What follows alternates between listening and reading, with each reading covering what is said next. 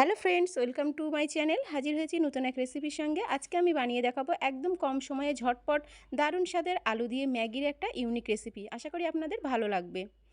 আমি এখানে 3 packet Maggi নিয়ে নিয়েছি আর নিয়েছি আলু। যেহেতু এটা আলু দিয়ে বানাবো সেই জন্য আমি এখানে 2টো আলু এরকম ছোট ছোট করে কেটে নিয়েছি।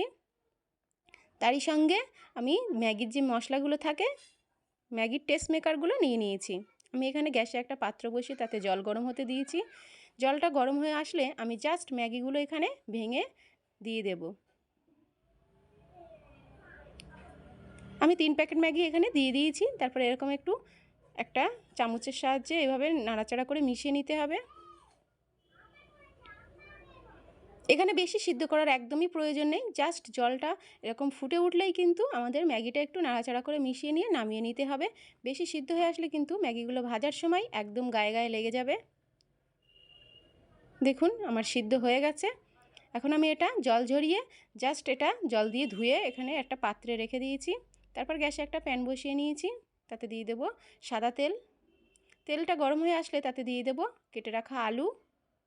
একই সঙ্গে দিয়ে দেব স্লাইস করে কেটে রাখা পেঁয়াজ আর 2টো কাঁচা লঙ্কা কুচি করে নিয়েছি। আপনারা ঝালটা আপনাদের প্রয়োজন মতনই দেবেন। আর নিয়েছি সামান্য একটু নুন। তারপর এটা সবগুলোকে মিশিয়ে নেব আমি। এখানে বলে রাখি, গ্যাসের ফ্লেমটা একদম হাইতে রেখে আমাদের কিন্তু উপকরণগুলো একটু ভাজা ভাজা করে নিতে হবে। গ্যাসের ফ্লেমটা লোতে দিলে কিন্তু আলু থেকে জল বেরাবে এবং সেটা টেনে শুকিয়ে আসতে অনেকটা সময় লেগে যাবে। বারবার এভাবে একটু নাড়াচাড়া করে আমাদের মিশিয়ে নিতে হবে।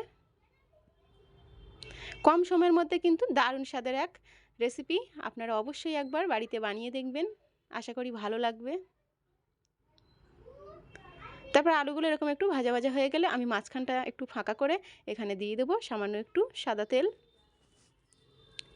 তারপর তার উপরে দিয়ে দেবো একটা ডিম ফাটিয়ে। ডিমের উপরে দিয়ে দেবো সামান্য একটু নুন। তারপর ডিমটা এরকম দলা পাকিয়ে আসলে আমি খুন্তি দিয়ে এভাবে নাড়াচাড়া করে মিশিয়ে নেব। ডিমটাকে সব উপকরণের সঙ্গে একটু মিশিয়ে নেব।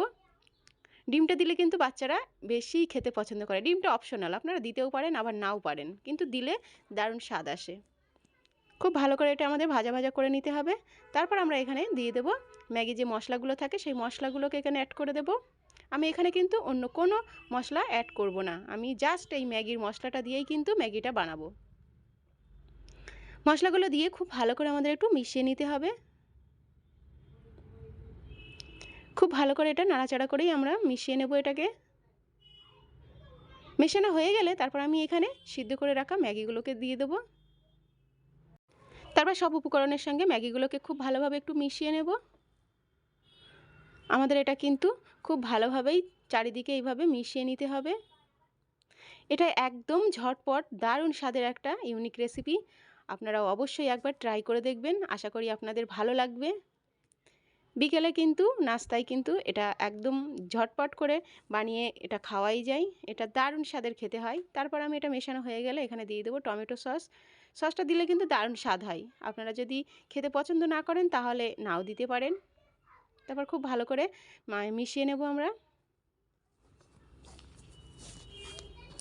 এটা বাচ্চা থেকে বড় সবাই এটা খেতে ভালোবাসবে। একবার বানিয়ে দেখবেন বাড়িতে, এটা সবাই পছন্দ করবে। এভাবে একটু বারবার আমাদের নাড়াচাড়া করে মিশিয়ে নিলেই কিন্তু একদম রেডি হয়ে যাবে আমাদের আলু দিয়ে ম্যাগির রেসিপি। রেসিপিটি কম সময়ের মধ্যে কিন্তু দারুণ স্বাদে খেতে হয়। আপনারা অবশ্যই একবার ট্রাই করবেন। দেখুন এখন একদম রেডি আমাদের সার্ভ করে নিলে আলু দিয়ে ম্যাগির এই ইউনিক রেসিপি।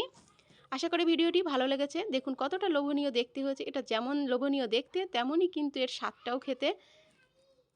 ভিডিওটি কেমন লেগেছে অবশ্যই কমেন্ট করে জানাবেন। ভালো লাগলে লাইক, কমেন্ট এবং শেয়ার করতে ভুলবেন না এবং চ্যানেলটিকে সাবস্ক্রাইব করে অবশ্যই পাশে থাকবেন। দেখা হবে নতুন কোনো রেসিপিতে। ততক্ষণ পর্যন্ত ভালো থাকবেন, সুস্থ থাকবেন। ভিডিওটি প্রথম থেকে শেষ পর্যন্ত দেখার জন্য অসংখ্য ধন্যবাদ।